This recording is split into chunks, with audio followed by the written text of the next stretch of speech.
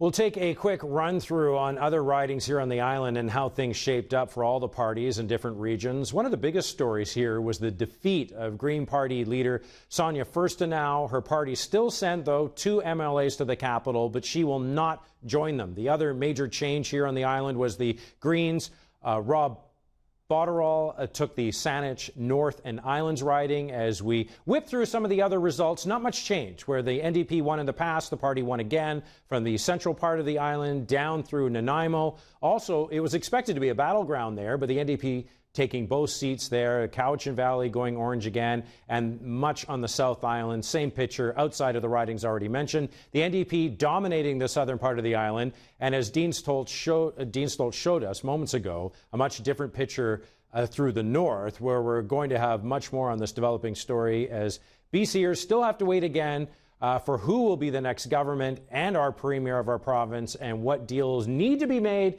coming up.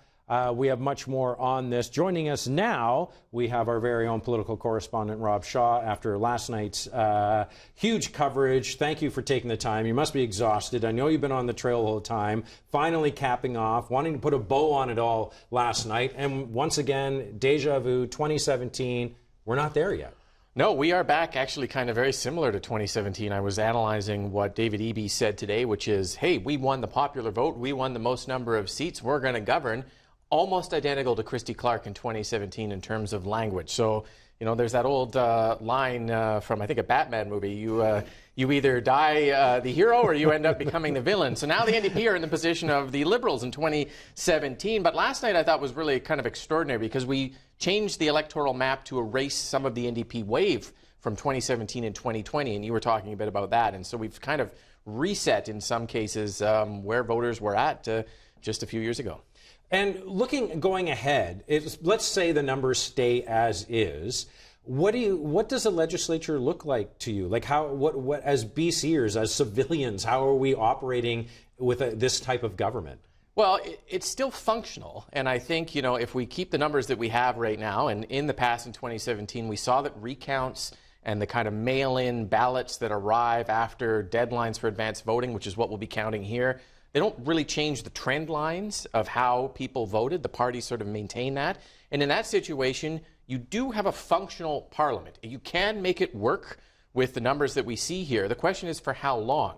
And that was 2017, a 4-year confidence and supply agreement between the Greens and the NDP that in year 3, the NDP grabbed, ripped up, tossed in the garbage, turned on the Greens, and tried to run them out of office. So the Greens are going to be very hesitant to sign a long-term deal here. Yes, you can run parliament, but a lot of us are thinking here, you got a year, maybe 2 years tops if you're the NDP to try and get the Greens to cooperate. And you're going to have to be very flexible because, you know, fool me once, shame on you, but fool me twice, the Greens are going to be watching the NDP for sure. And that wasn't from a Batman movie. No. I don't. It was actually the Riddler, I think, said it, but that's I don't want to jump the gun and I don't want to speculate too much, but it's politics.